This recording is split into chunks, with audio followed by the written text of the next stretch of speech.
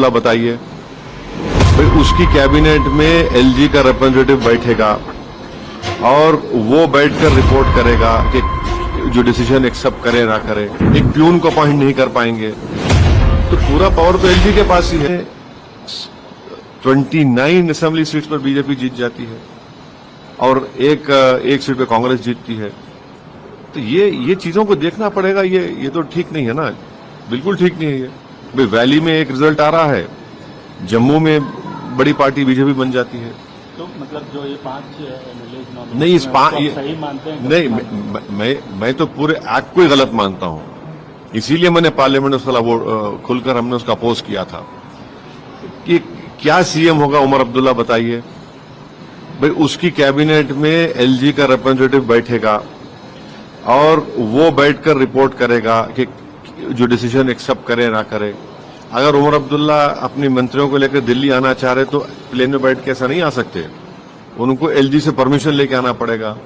एक प्यून को अपॉइंट नहीं कर पाएंगे, तो पूरा पावर तो एलजी के पास ही है। अब देखिए, ये तो बड़ी यानी गलत बात है ना। ये तो इलेक्टेड जनता वोट डाल रही है और पूरे इख्तियार एलजी को दे रहे हैं आप।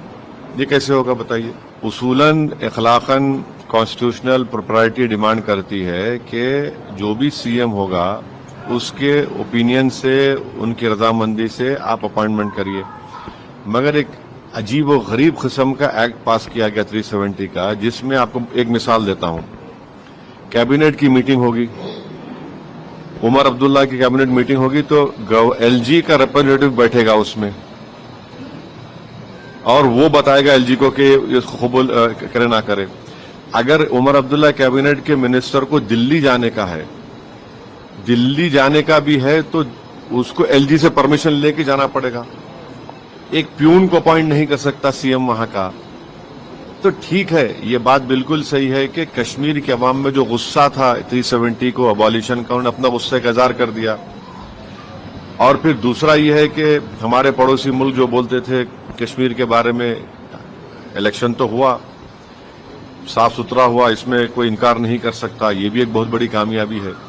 तीसरी बात यह है कि जम्मू में आप देखिए कि 29 सीट बीजेपी जीत गई, वहां पर भी कांग्रेस पार्टी एक सीट जीती। ये चीजों को देखने की जरूरत है। कश्मीर छोड़ दिए, वैली। अच्छा, कश्मीर में तो बीजेपी ने बड़ा प्रोपेगेंडा किया था कि पहाड़ी गुज्जर, वो सब जीरो हो गया। पहाड़ी गुज्जर मिलकर बीजेपी को हरा दिए। मगर जम्मू में 29 असेंबली सीट्स पर बीजेपी जीत जाती है और एक सीट पे कांग्रेस जीतती है। तो ये चीजों को देख